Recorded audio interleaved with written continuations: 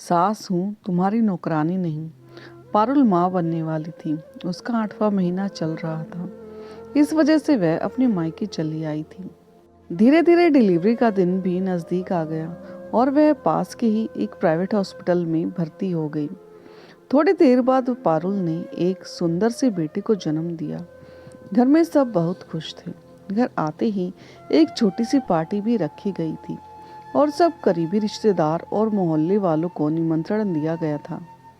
Party के अगले दिन ही पारुल का पति संजीव पारुल को अपने घर ले जाने के लिए कहने लगा, लेकिन पारुल की माँ बोली, बेटा अभी बच्चा बहुत छोटा है, अभी पारुल को 2-3 महीने और रुकने दो।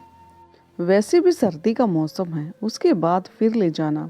लेकिन पारुल का पति संजीव नहीं माना। वो बोला, माँ जी आखिर कब तक पारुल यहाँ पर रहेगी? मैं सोच रहा हूँ कि मैं पारुल और बच्ची की देखभाल के लिए अपने मम्मी पापा को गांव से कुछ दिनों के लिए बुला लेता हूँ। पारुल वैसे तो तैयार नहीं थी जाने के लिए, लेकिन संजीव के जिद के कारण उसे अपने पति के साथ जाना पड़ा। संजीव एक साधारण सी कुरियर कंपनी में मैनेजर था और वह गुड़गांव में पोस्टेड था। उसका ससुराल गुजरात में था, तो वह गुजरात से सीधे गुड़गांव चला गया और अपने माता पिता को भी बोल दिया कि पारुल को लेकर मैं सीधे गुड़गांव आ रहा हूँ। आप लोग भी सीधे गुड़गांव ही आ जाना, क्योंकि अभी पारुल को देखभाल के लिए कोई तो घर में चाहिए, कोई अपना। संजीव के गुड़गांव पहुंचते ही अगले दिन उसके माता पिता भी गुड़गांव आ गए थे। भगवान की दया से सब कुछ अच्छा चल रहा था। वैसे तो पारुल की नॉर्मल डिलीवरी हुई थी, लेकिन वे अपने सास ससुर के आते ही बिल्कुल बेफिक्र हो गई। कुछ दिन ऐसे ही बीत गए।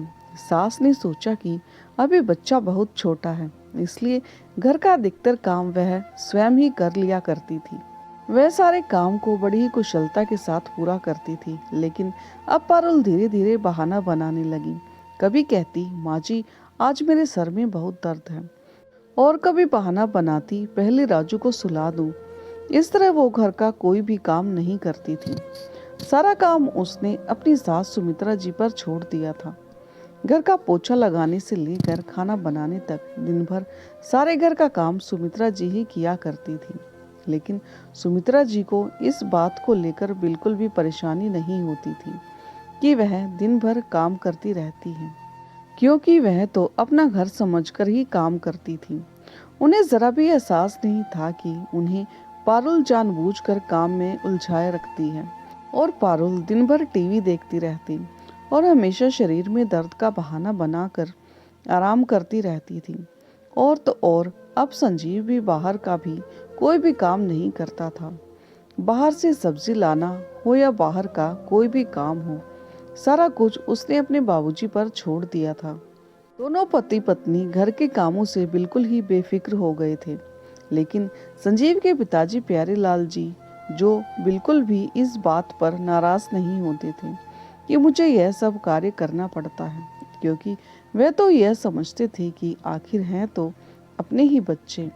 मेरा बेटा दिन भर ऑफिस में काम करता है, अगर मैं घर का छोटा मोटा काम कर देता हूँ तो क्या हो गया? आखिर मैं दिन भर बैठा बैठा करूं भी क्या? इसी बहाने टहल लिया करूंगा। धीरे धीरे संजीव का बेटा 8 महीने का हो गया, लेकिन पारुल अब भी घर का कोई भी काम नहीं करती थी। संजीव की माँ चाहे बीमार भी पड़ी रहती थी, तब भी उसको घर का सारा काम करना ही पड़ता था। और ऊपर से पारुल बदले में 10 फरमाइश और भी कर दिया करती थी। मम्मी जी आज शाही पनीर खाने का मन कर रहा है, आप बहुत अच्छा बनाती हैं, क्या आज आप बना देंगी? बेचारी संजीव की माँ थोड़ा सा भी आलस नहीं करती थी, बल्कि खाना बनाने के साथ साथ परोस भी दिया करती थी, क्योंकि उन्हें जरा सा भी एहसास नहीं था कि वह मुझसे जानबूझकर काम करवाती है। यूं ही एक दिन की बात है कि रविवार का दिन था। उस दिन संजीव भी घर पर ही था। सब एक साथ ही बैठे हुए थे। माँ किचन से आई और सोफे पर बैठ गई, और संजीव का बेटा राजू भी वहीं पर खेल रहा था, तो उसको सुमित्रा जी ने गोद में उठा लिया। उसके बाद तो जो ड्रामा हुआ, सुमित्रा जी ने उसकी उम्मीद भी नहीं की थी। संजीव अपनी माँ पर गुस्सा हो गया और अपनी माँ को डांटने लगा। माँ, आपने बिना हाथ धोए राजू को कैसे छू लिया? आपको पता है इससे राजू को इन्फेक्शन हो सकता है। और हाँ, आप जब भी राजू को छुए तो हाथ धोकर ही छुए। इसके बाद तो धीरे धीरे संजीव का व्यवहार अपने माता पिता के लिए बिल्कुल ही बदल गया था। पारुल भी अपने सास ससुर को नौकरों से ज्यादा अहमियत नहीं देती थी। माँ, आप जोर से मत बोलो, राजू जाग जाएगा। माँ, आप राजू से इंग्लिश में बात किया करो, नहीं तो मेरा बेटा गांव की गवार भाषा सीख कर गवार बन जाएगा। जब भी आप मुन्ने को गोद में उठाया करो, सैनिटाइज से हाथ धोकर फिर उठाया करो। एक दिन शाम को जब संजीव की माँ ने सबको खाना परोसा तो संजीव ने खाना वापस ले जाकर किचन में रख दिया और किचन से बाहर आकर अपनी माँ से कहने लगा, आपका खाना बनाने में मन नहीं लगता क्या? अगर खाना बनाना आपको अच्छा नहीं लगता तो आप खाना मत बनाया करो, पारुल खाना बना देगी। सुमित्रा जी अपने बेटे के मुंह से यह शब्द सुनकर हक्की बक्की रह गई। देखो तो कैसा खाना बनाया है आपने, सब्जी में कितना नमक है, कोई भी नहीं खा सकता। अगर इसे जानवरों को भी दे दिया जाए तो वह भी नहीं खाएंगे।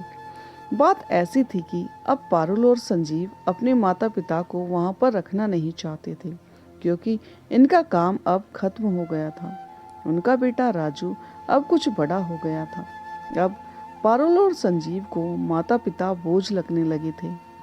दोनों पति पत्नी का व्यवहार उन बूढ़े बुजुर्गों के लिए रूखा हो गया था। उस दिन तो संजीव की माँ को यह बात बहुत ही बुरी लगी। उन्हें ऐसा लगा कि इस घर में सच में उनकी कोई वैल्यू नहीं है और वह फकफका कर रोने लगी और रोते हुए बोली, बेटा, जब भी मैं पहले भिंडी की सब्जी बनाती थी तो तुम ही कहती थे कि माँ क्या भिंडी बनाई है, ऐसा लगता है कि उंगलियां चाट के खा जाऊं। और आज तुम्हें मेरे हर एक खाने में कमी लगने लगी है। कोई बात नहीं बेटा, जब माँ बाप बूढ़े हो जाते हैं उनकी हर एक चीज अब बेटे को अच्छी नहीं लगती। इतने में संजीव के पिताजी भी खाने पर से उठ गए और बोले, सुमित्रा, अब हम यहाँ पर नहीं रहेंगे। बहुत दिनों से मैं बर्दाश्त कर रहा था, मैं सोच रहा था कोई बात नहीं, बेटा है बोल दिया तो क्या हो गया, लेकिन अब हम यहाँ पर एक पल भी नहीं रहेंगे। जिस घर में तुम्हारी कोई इज्जत नहीं, उस घर में हम एक पल भी नहीं रह सकते। संजीव के पिताजी ने संजीव को बोला, बेटा सही है, आज हम तो तुम्हें बुरे लगेंगे ही। तुम भूल गए जब तुम छोटे थे तुम्हारी माँ प्राइवेट स्कूल में पढ़ाया करती थी, लेकिन तुम्हारे पालन पोषण को तुम्हारी माँ ने प्राथमिकता दी और अपनी नौकरी छोड़ दी। लेकिन कोई बात नहीं, अब हम यहाँ पर बिल्कुल नहीं रहेंगे। तुम्हारी माँ कोई तुम्हारे घर की नौकरानी नहीं है जो तुम्हारी पत्नी की दिन भर सेवा करती रहे। आज यहाँ रहते हुए हमें 1 साल से भी ज्यादा हो गया है। क्या तुम्हारी पत्नी ने कभी तुम्हारी माँ के पैर भी दबाए हैं? कभी तुमने अपनी पत्नी से कहा है कि तुम भी घर के कामों में माँ का हाथ बटा दिया करो? हम कोई नौकर नहीं हैं जो यहाँ पर दिन भर काम करें और उसके बदले में तुम हमें खाना देते हो। ऐसी जिंदगी से बेहतर है कि हम अपने घर चले जाएं और आत्मसम्मान से जिएं। वहाँ हमें कोई बोलने वाला नहीं है। अगले दिन ही सुमित्रा जी और संजीव के पिताजी सुबह ही अपने गांव को लौट गए। उसके बाद तो पारुल को ही घर का सारा काम करना पड़ता था। सुबह से शाम तक कभी घर का काम करे तो कभी बच्चे को संभाले। कुछ समय बाद पारुल को एहसास हुआ कि सास ससुर क्या होते हैं। अब पारुल के लिए घर और बच्चे को संभालना एक साथ मुश्किल हो गया था।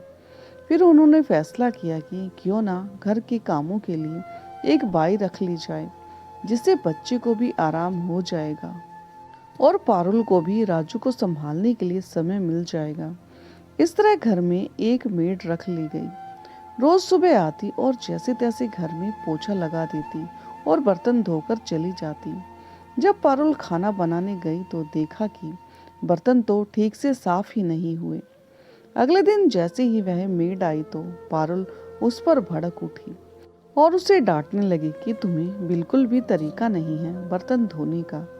उस पर मेड भी पारुल को डांटने लगी। मैडम, आप ये क्या कह रही हैं? आजकल 500 में कुछ नहीं आता। अगर मैं पूरे दिन आपके ही घर काम करूं तो मेरा पेट नहीं भर जाएगा। मुझे और भी घर जाना होता है। तो आप थोड़ा बहुत आप भी अपने बर्तन को साफ कर लिया कीजिए। पारुल को अब एहसास हुआ कि सास ससुर क्या होते हैं। पारुल को लग रहा था कि शायद उससे बहुत बड़ी गलती हो गई थी। जैसे भी थे, मेरे सास ससुर बहुत अच्छे थे। कम से कम राजू का भी ख्याल रखते थे और कितने अच्छे से रहते थे। तो दोस्तों, आपको ये कहानी कैसी लगी और कहानी का कौन सा हिस्सा आपके दिल को छू गया, कमेंट करके ज़रूर बताएं। और चैनल पर नए हो तो चैनल को लाइक, सब्सक्राइब और शेयर करना ना भूलें। तो मिलते हैं एक नई कहानी के साथ। तब तक के लिए धन्यवाद।